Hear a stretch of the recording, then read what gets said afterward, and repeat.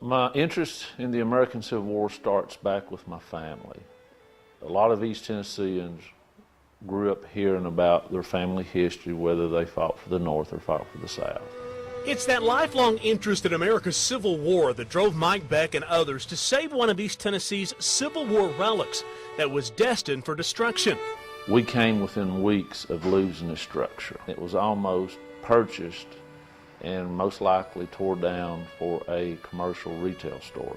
And some of us got together and said, hey, if we're ever going to do anything to save a piece of our history, we need to step up. The house sits in the Russellville community of Hamlin County and was once home to one of the South's most famous generals. General James Longstreet, at this point in time, he stayed here at the Nenny home from December the 22nd of 1863 to January the 29th, 1864. On his march from Knoxville back to Virginia, he received independent command of all Confederate forces in East Tennessee. So that's when he mustered his troops together and had the Battle of Bean Station.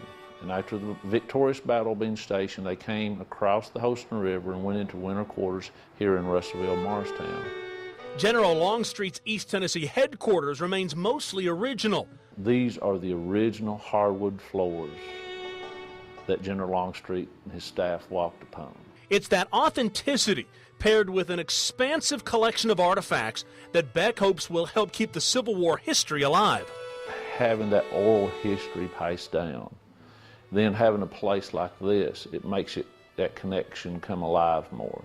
And what's interesting is the visitors that come through this place, especially people that's retracing their family history, their family's footsteps that fought here with the Confederate forces or the Union forces. This gives them that bridge, that connection to the past. Beck is passionate about that history for many reasons and says you can still feel the effects from America's Civil War right here in East Tennessee. At that time here in East Tennessee, it stripped the land of a lot of resources. It was one of the harshest winters on record. Men and animals froze to death. It scarred the land for a long time. Some fought for the North, some fought for the South.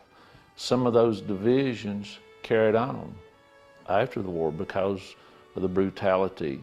It's a history Beck is happy to help preserve for generations to come. What I'd like for people to understand that visit this area and visit this home, Longstreet's headquarters, is the impact that it had upon the region, how rich in history East Tennessee is. And this is just one of those gems in East Tennessee history that we can utilize to tell our story.